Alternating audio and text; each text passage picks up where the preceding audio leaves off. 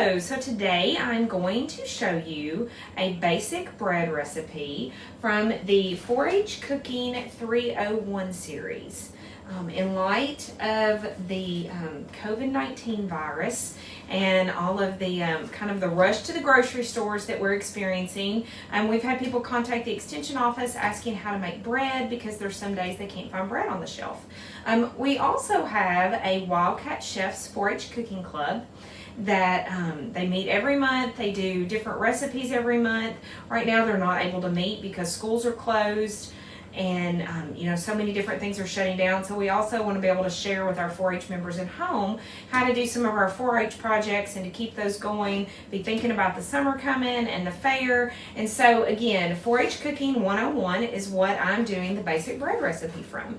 And we are starting with 1 1/4 cups water. It needs to be around 120 degrees. I've already warmed that in the microwave. I have a thermometer in it. So we're going to put that in our bowl.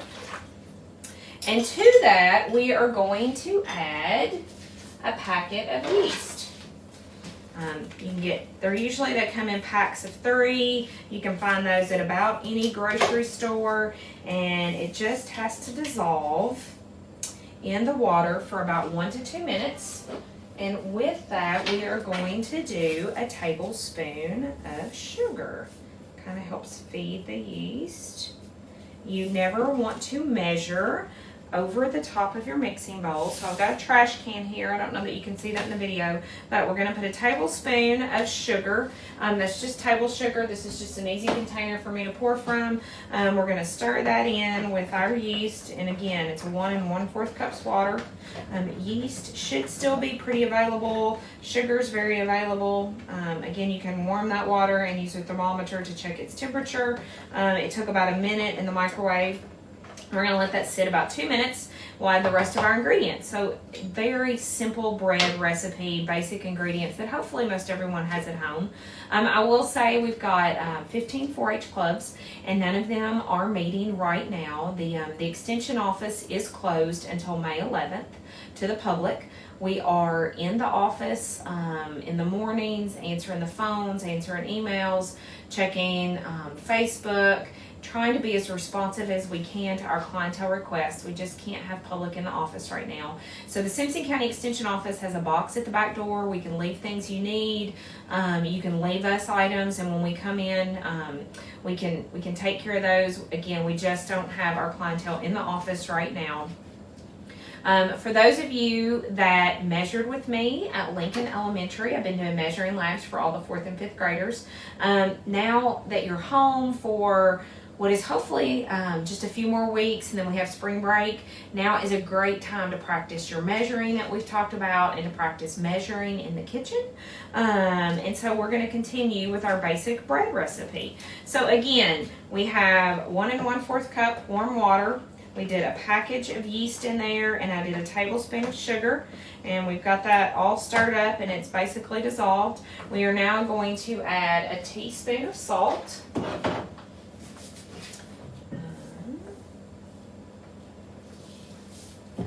Again, you're going to level off with a knife or the dull side of a spatula. You never want to do that with your finger because then whatever germs are on your hands, you're pushing those right into what you're cooking.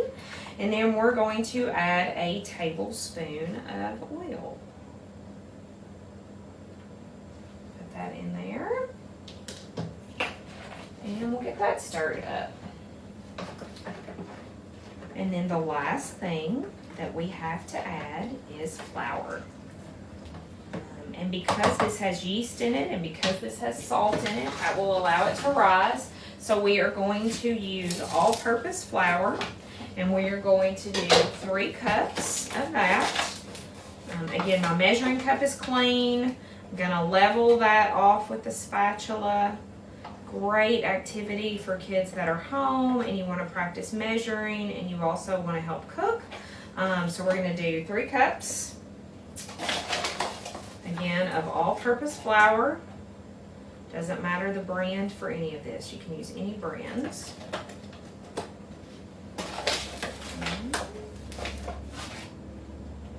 I will say you can like Simpson County Cooperative Extension Service Facebook page.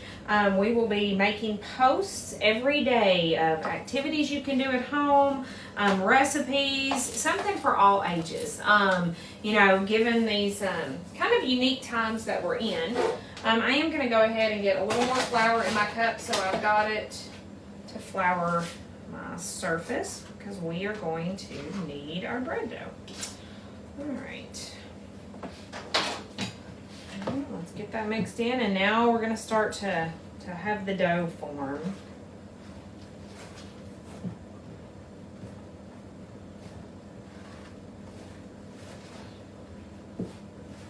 We would love for you all to post on our Facebook page, especially for my 4-Hers. Show me some things you're making at home. Maybe it's things in the kitchen, maybe it's crafts. I'm going to have some photo contests coming up.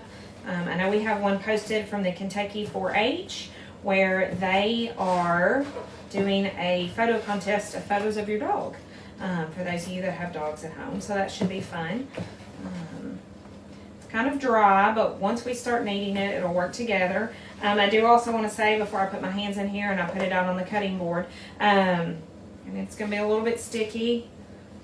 I can see, we'll get the flour mixed in there a little bit more. The hand washing is very important. We have a page a flyer we posted on the Simpson County Extension Office Facebook page with Wally the Wildcat and the proper hand washing techniques, which is something I did before I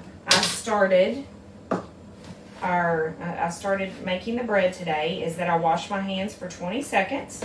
And so I know there's a shortage of hand sanitizer, which is great, but I still believe in the old-fashioned washing your hands with an antibacterial hand soap. And so you want to do that for 20 seconds. All right, so I'm putting the bread, I'm going to kind of get it worked in a little bit better on a well-floured surface. And the last thing that you have to do to this recipe is you have to knead it for about 8 to 10 minutes. It's the first time I've made bread, practicing to be able to show you how to do this. So maybe you won't get it the first time, but that's okay. Cooking can be an experiment and something that you try and try again. I'm going to do this for about 8 to 10 minutes, and then we will put it into a bowl that is greased. All right, and we will let it start to rise. So I think everybody should kind of have the hang of how to do it.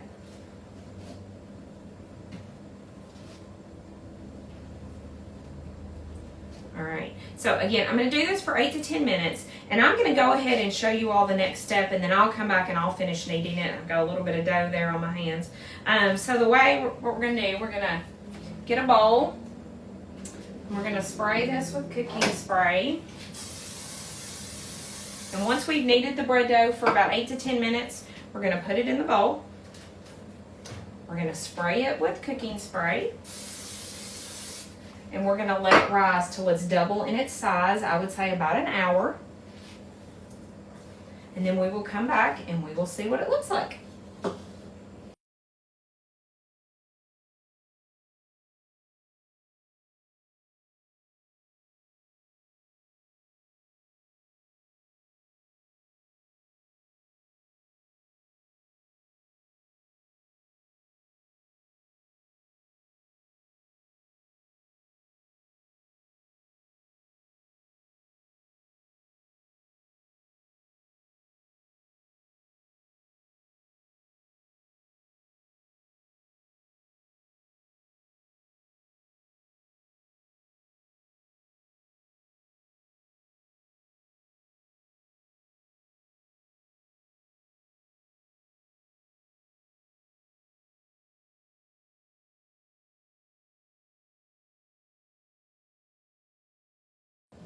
All right, so we have let our dough rise.